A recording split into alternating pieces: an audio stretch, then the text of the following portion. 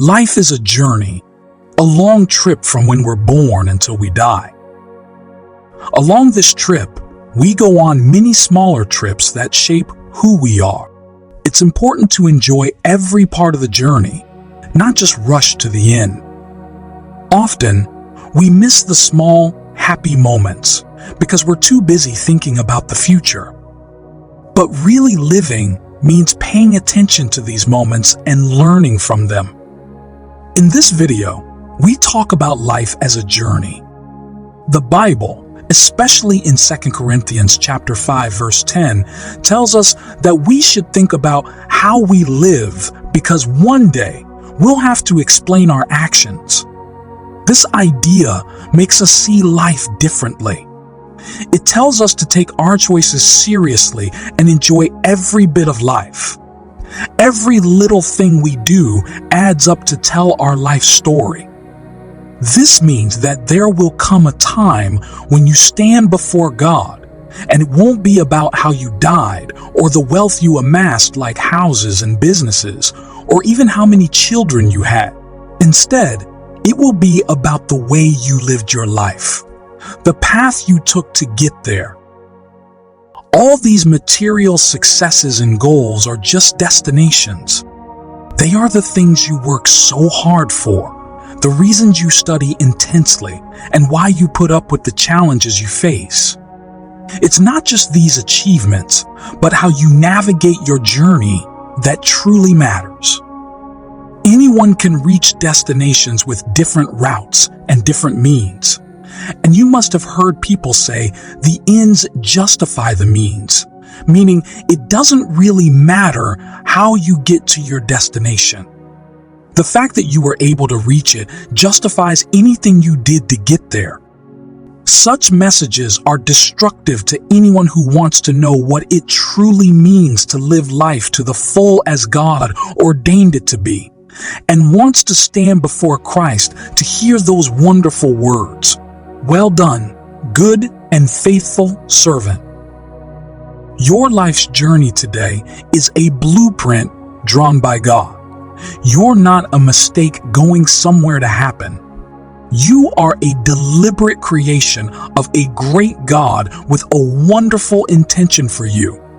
He has filled up your life with so many things at different stages and phases to help you reach your destination perfectly. Allow me to draw a parallel with something you might find relatable. Imagine reading a captivating book. What's more fulfilling? Simply reaching the end of the book or the entire journey through its chapters from beginning to end? It's not just reaching the last page that matters, but the joy and intrigue of the story as it unfolds. Think of your life in the same way as that book. Have you been so focused on reaching your destination that you keep missing the little treasures God dropped along the way in between? A man gets so intent on paying the bills that he loses time with his family, forgets what it means to be a father and a husband, and soon forgets he has a place called home. Soon he gets his dream, pays off his bills. But you know what? He realizes that he's been so far away that he's missed everything that's been going on in his family. Now, he realizes that there's no point in striving to build a house when no one will be there to live in it. There'll be no point chasing a trophy when you have no one to rejoice with you in the moment of celebration. But you see, these are the little flowers by the roadside on the way to your destination. They are the bits of happiness scattered along the way to cheer you up as you go, to define the person you become at the end, and to remind you that God's with you making the best out of you. You've got to enjoy the journey, beloved. Everyone's saying there's depression everywhere and sadness, but so is happiness too. Everybody's ignoring the flowers by the roadside while wondering how they're going to get to their destination, only to get there in the end and say it's lonely, not so satisfying, and how I wished I'd lived more, loved more, laughed more. The author in the book of Ecclesiastes, chapters 2, verses 17 to 26. So I hated life, because the work that is done under the sun was grievous to me. All of it is meaningless, a chasing after the wind. I hated all the things I had toiled for under the sun, because I must leave them to the one who comes after me. And who knows whether that person will be wise or foolish. Yet they will have control over all the fruit of my toil, into which I have poured my effort and skill under the sun. This too is meaningless. So my heart began to despair over all my toilsome labor under the sun. For a person may labor with wisdom, knowledge, and skill, and then they must leave all they own to another who has not toiled for it. This too is meaningless and a great misfortune. What do people get for all the toil and anxious striving with which they labor under the sun? All their days, their work is grief and pain. Even at night, their minds do not rest. This too is meaningless. A person can do nothing better than to eat and drink and find satisfaction in their own toil. This too, I see, is from the hand of God. For without him who can eat or find enjoyment, to the person who pleases him, God gives wisdom, knowledge, and happiness. But to the sinner he gives the task of gathering and storing up wealth to hand it over to the one who pleases God. This too is meaningless, a chasing after the wind. The preacher expresses a deep sense of disillusionment with life. He laments that despite all his hard work, everything feels futile and fleeting, like chasing the wind. He despairs over the reality that after all his efforts, he must leave his accomplishments to someone else, someone who may be wise or foolish and yet will have full control over his hard-earned achievements. He reflects on the nature of human toil and how, despite working with wisdom, knowledge, and skill, a person eventually passes on their possessions to someone who hasn't worked for them. He sees this as not just meaningless, but also deeply unfair. The passage questions the value of all the labor and anxious striving that occupies human life, as it often leads to grief, pain, and restless nights, amounting to nothing of lasting significance. However, in this contemplation, he also acknowledges a more profound realization. The simple joys of life, like eating, drinking, and finding pleasure in one's work, are gifts from God. These are the things that make life worthwhile. He recognizes that wisdom, knowledge, and joy are blessings given by God to those who please Him. In contrast, those who live in sin are burdened with the futile task of accumulating wealth only to hand it over to someone else. Another example of life's fleeting and elusive nature. This wisdom, too, he deems as a chase after the wind, emphasizing the transient and often inscrutable nature of human existence.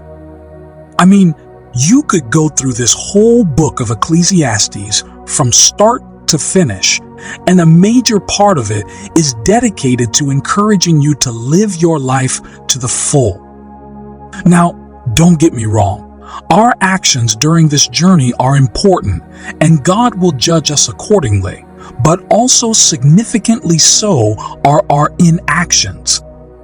This means that your destination and fulfillment greatly depends on both your actions and inactions.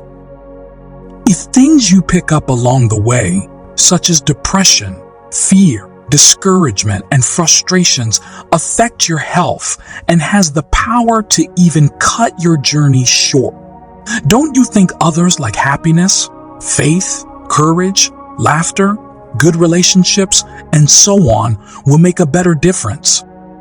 I remind you again, your journey is not a mistake. It's a process. Maybe you're looking at yourself and comparing yourself with others around you and thinking, what am I doing with my life? I think God has forgotten me. Maybe I wasn't destined for anything great or good after all. If this is you, then it means you're looking in the wrong places for the right things. Have you ever sat down with friends to talk about old times? Do you notice how much you talk about the events leading up to each destination with so much excitement until you drop it at the end? This is because the end didn't make you who you are today. The journey, the process did. Did they miss the journey? Although they may be there to witness the destination, they really don't know who you are or what you've been through. What is the greatest reward for finishing something beyond all the accommodations and awards? The greatest reward you can give someone for doing well is the opportunity to do it again. Find happiness in the journey, in your journey. Don't be so focused on how God's driving the vehicle of your life than you are on the things He's taking you through. Whatever God takes you through to get to your destination has a role to play in your life. Find it and embrace it. Whomever God brings on board your life as He takes you to your destination has a purpose. Find that purpose and embrace it. Your happiness is found in it. When you start to understand and value these divine introductions, you truly begin to appreciate the journey. Embrace every moment and every encounter, trusting in their deeper purpose. Keep an open heart to the experiences God places in your path. Life's journey is peppered with moments that are designed to help you, moments that may not always be easy, but are always meaningful. See each day not just as a step closer to your destination, but as an opportunity to live fully, to make a difference, and to enjoy the beauty of the present moment.